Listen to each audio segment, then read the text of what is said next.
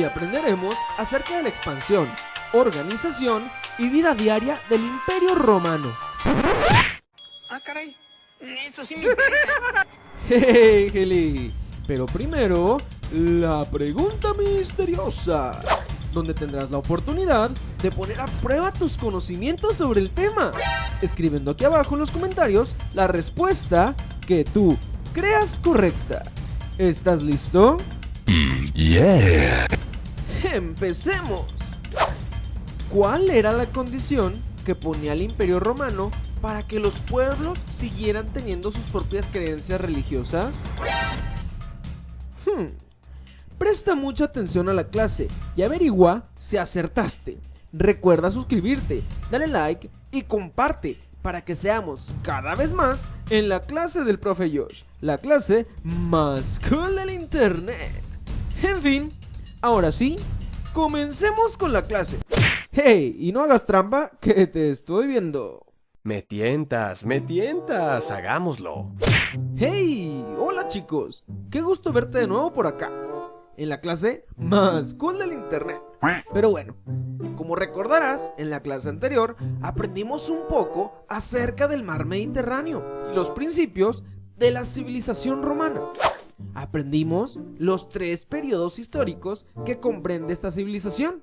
Así es que hoy hablaremos acerca del tercero, que es el Imperio Romano. Qué buena onda. Como bien sabes, su expansión del Imperio Romano dominó territorios que hoy abarcan cerca de 40 países de Europa, Asia y África.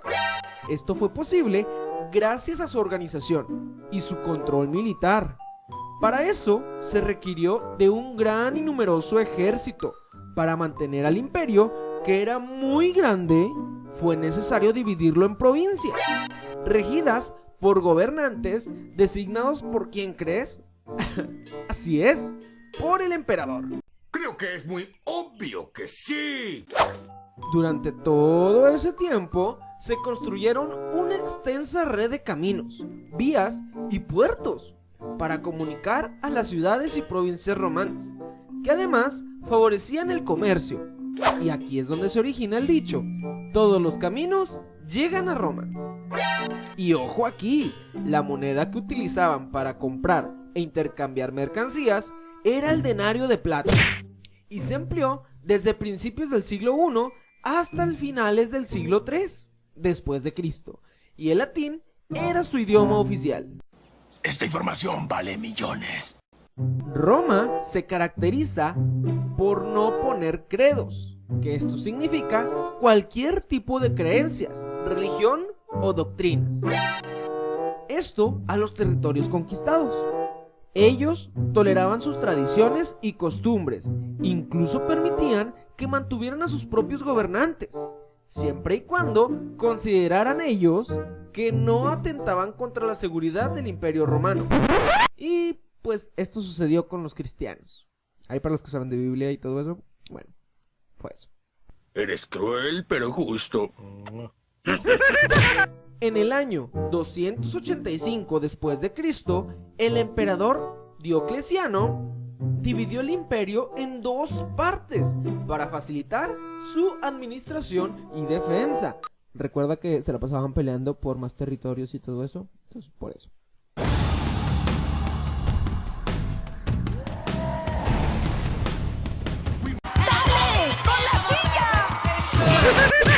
Se dividió exactamente en Occidente y Oriente, y fue en el año 395 después de Cristo cuando el emperador Teodosio entregó estas partes del imperio a sus hijos Honorio y Arcadio. Qué buena onda. El Imperio Romano de Occidente cayó en el año 476 después de Cristo por las invasiones de los bárbaros, que eran pueblos guerreros de lo que hoy es el norte de Europa y Asia Central. Y en este suceso se inicia con el periodo histórico de la Edad Media.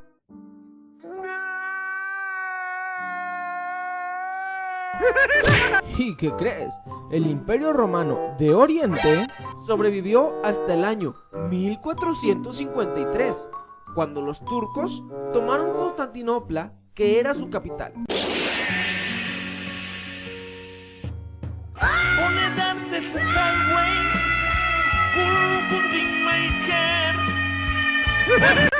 ¿Acaso no lo viste venir? No.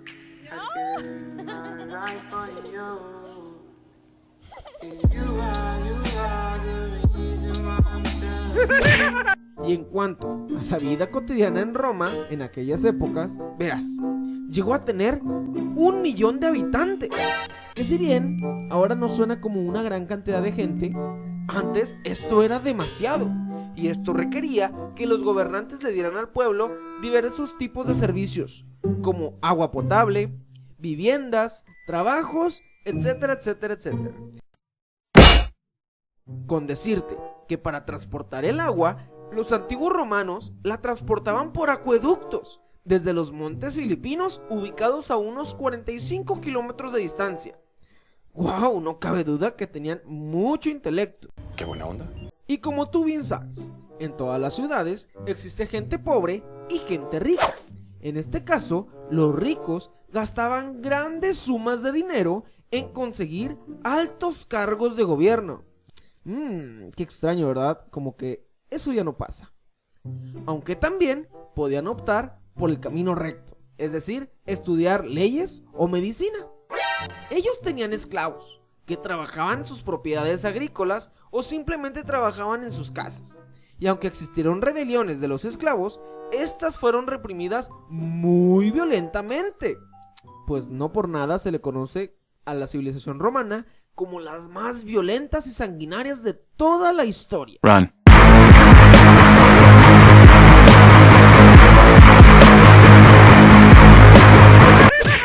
Y como bien sabes, la ciudad de Roma era muy grande, existían y se practicaban diversas clases de oficios, como por ejemplo la herrería, las artesanías, la actuación, la enseñanza y entre otros. En el campo, en cambio, la mayoría se dedicaba al cultivo y a la cría de animales domésticos. En cuanto al entretenimiento, era muy común que los adultos practicaran actividades como lanzamiento de disco, de jabalina o montar a caballo, aunque también existían los juegos de dados e inclusive asistían al Coliseo para presenciar combates entre gladiadores o contra animales salvajes y también competencias de carros. Y otra diversión también era el teatro. No cabe duda que tenían mucho entretenimiento.